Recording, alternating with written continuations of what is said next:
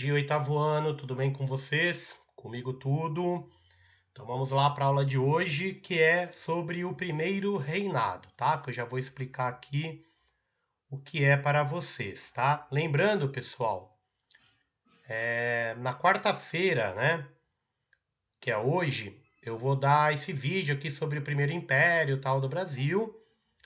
E depois que acabar aqui essa videoaula, vocês vão estudar aí, ó, da página 134 até 157. Mas rever o vídeo lá da história de Osasco, para quem achar que não lembra tal do conteúdo, tá? Por quê, pessoal? Essa, essas páginas aqui, esses conteúdos, serão os conteúdos da prova que vocês vão fazer na semana que vem, tá? Da atividade avaliativa. Então, quando acabar aqui, vocês vão rever essas páginas, não é muita coisa, né? E vão anotar, tal, se tem alguma dúvida. Na sexta-feira agora, pessoal, depois de amanhã, eu vou ficar de plantão de dúvidas, tá? Então, das 11 às 11h30, eu vou estar lá na salinha lá do Google Meet aberta, com a minha bela cara ali na tela. E quem tiver dúvida pode entrar lá entre 11 e 11h30, né? Para retirar a dúvida aí sobre estas páginas que vão cair na avaliação, tá? Ah, professor, eu sou obrigado a participar? Não. Se você acha aí tal, que já domina o conteúdo, que está tranquilo, não, tá? Um plantão de dúvidas para quem realmente tem alguma dúvida, não entendeu alguma coisa, tal. Então eu vou estar lá à disposição.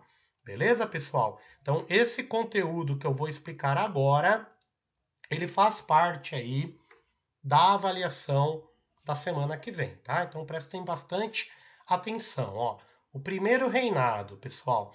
Isso aqui, na verdade, ó, se eu fizer uma linha do tempo aqui do que a gente estudou, nós vimos aí, tá? O Brasil foi descoberto em 1500 e até 1822. Deixa eu colocar aqui. Nossa, a fonte está gigante que eu estava usando outra.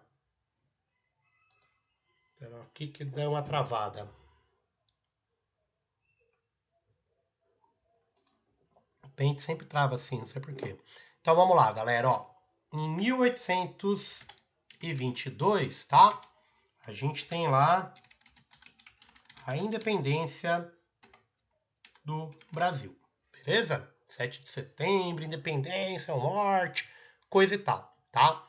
Aí, pessoal, quando o Brasil fica independente, quem assume é o Dom Pedro I, tá? E aí começa o que o livro de vocês aí chama de primeiro reinado. Tem gente, ou livro que aparece lá, o governo do Dom Pedro I, como o primeiro império do Brasil, tá? O Dom Pedro I vai governar, galerinha, até 1831. Ele vai ficar aí 9 anos no poder. Então, estes 9 anos aqui de poder é o que nós vamos estudar agora, tá? Lembrando que antes, galera, é o Brasil colonial, o Brasil colônia, a época que o Brasil pertencia a Portugal, de 1500 até 1822. Aqui vem a independência do Brasil.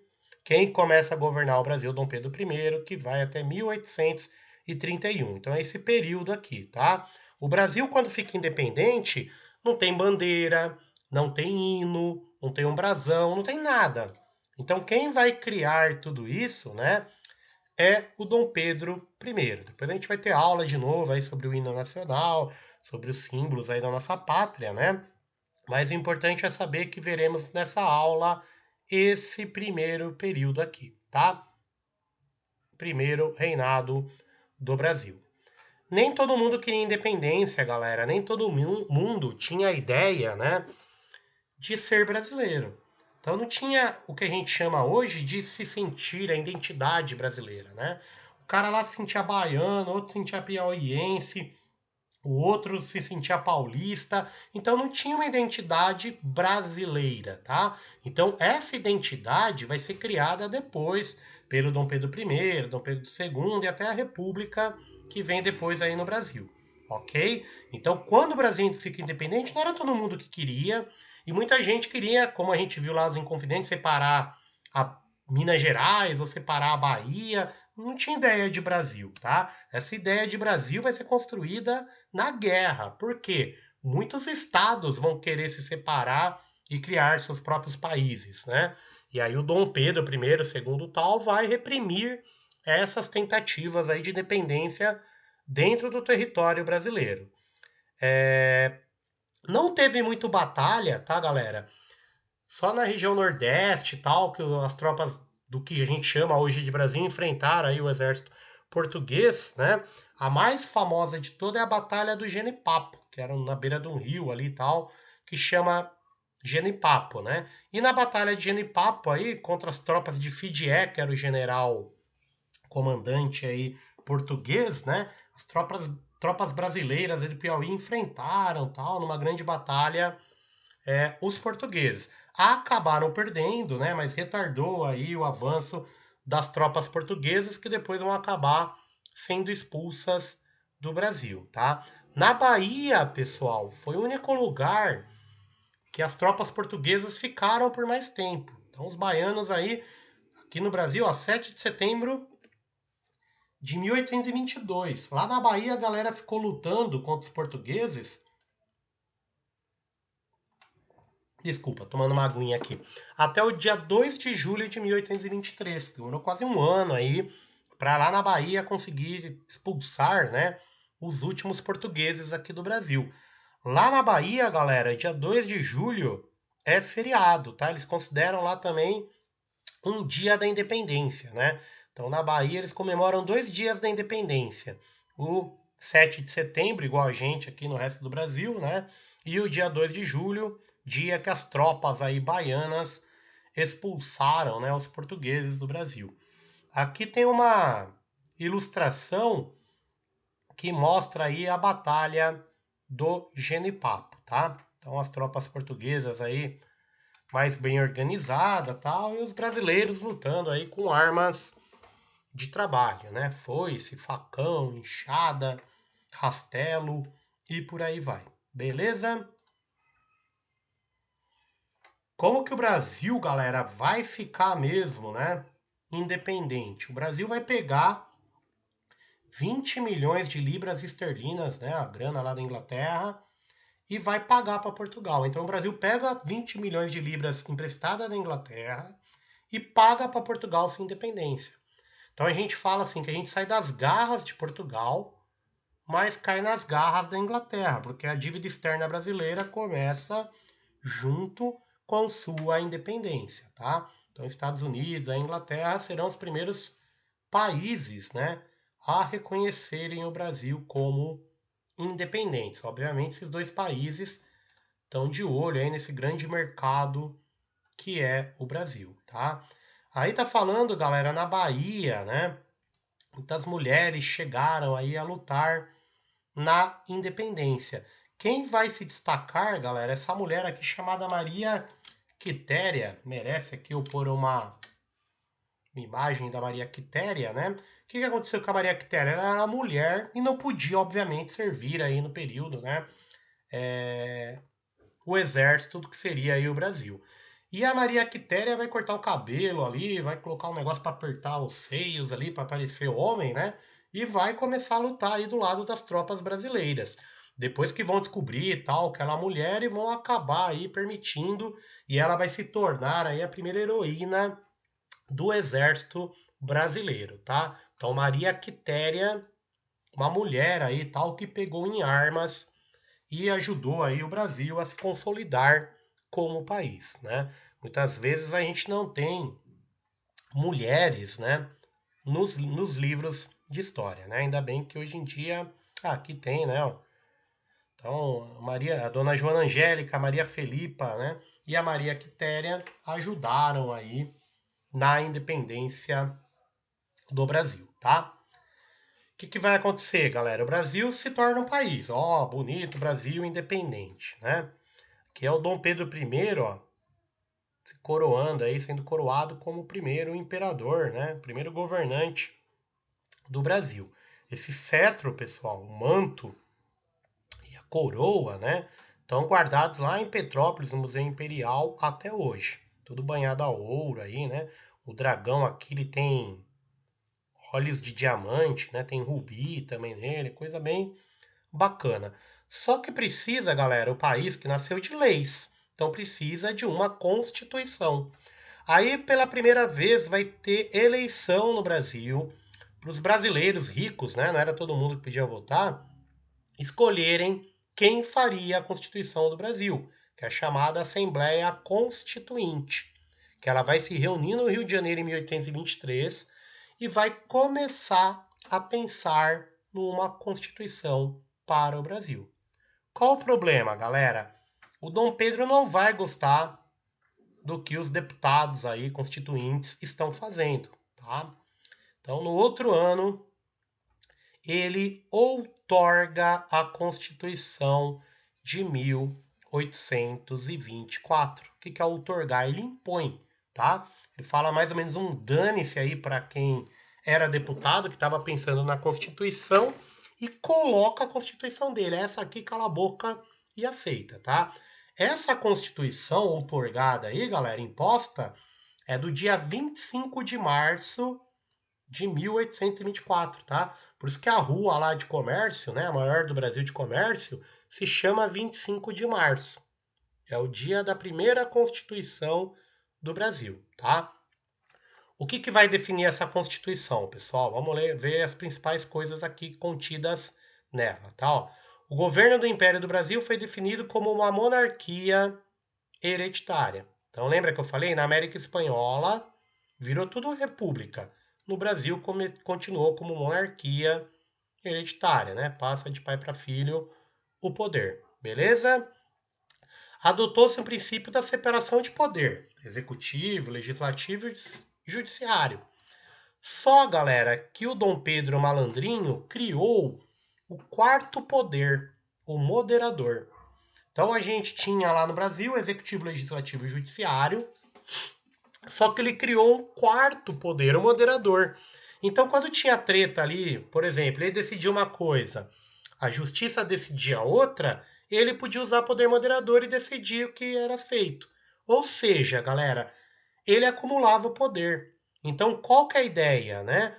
O Dom Pedro I se tornou um rei absolutista com a própria constituição dele. Deu para entender isso? Então ele acumulava, na verdade, dois poderes. Ele passava por cima dos outros, tá? Foi garantido o direito à propriedade de terra, escravos e demais bens adquiridos ali pela elite. Ou seja, pessoal, manteve a escravidão, né? Então o Brasil, ó, continuou um país unido, o Brasil continuou com a monarquia e o Brasil continuou com a escravidão, ao contrário da América Espanhola, né? O catolicismo foi adotado como religião oficial. Então, o chefe da Igreja Católica no Brasil, galera, era o imperador do Brasil. Na época, a certidão de nascimento, de óbito, né? Quando a pessoa morre, não era o governo que fazia esses documentos, era a igreja, tá? Foi estabelecido o voto censitário. O que é isso, galera? Só podia votar quem tinha uma certa renda. Então, os pobres estavam excluídos de poder votar. Só podia ser homem, ele tinha que ter um X de renda lá de dinheiro por ano para ele poder votar, ok? Então era uma democracia muito restritiva, né? Só os grandes fazendeiros aí podiam votar, né? O índio, galera, que era chamado de ingênuo aí, né? E os libertos, não mudou muito a condição, né? Aqui, por exemplo, a gente tem a chamada ama de leite, né? Que eram escravas aí, que era espécie de babás que cuidavam das crianças brancas, tá? E aí, galera, lá em Pernambuco, em 1817, vai acontecer, né, a última revolta, tal, contra o governo lusitano português e a primeira revolta contra o Brasil, ó. Então, quando chega a notícia lá em Pernambuco, né, que o Dom Pedro outorgou a Constituição e criou o poder moderador, o Nordeste tentou se separar do Brasil. Queriam criar um país chamado Confederação do Equador. que vai acontecer, galera? O Brasil vai acabar entrando, né, no Nordeste e acabando ali com a população revoltosa. Então, pessoal, continuando aqui, tive um probleminha técnico. Então, como eu falei, 1824, quando chegou a notícia, tentaram separar o Nordeste aí, né, do resto do Brasil. Esse cara aqui é o Frei Caneca, era um padre e tal, que foi um dos líderes aí do movimento, né, da Confederação do Equador, que acabou aí sendo Confederação do Equador.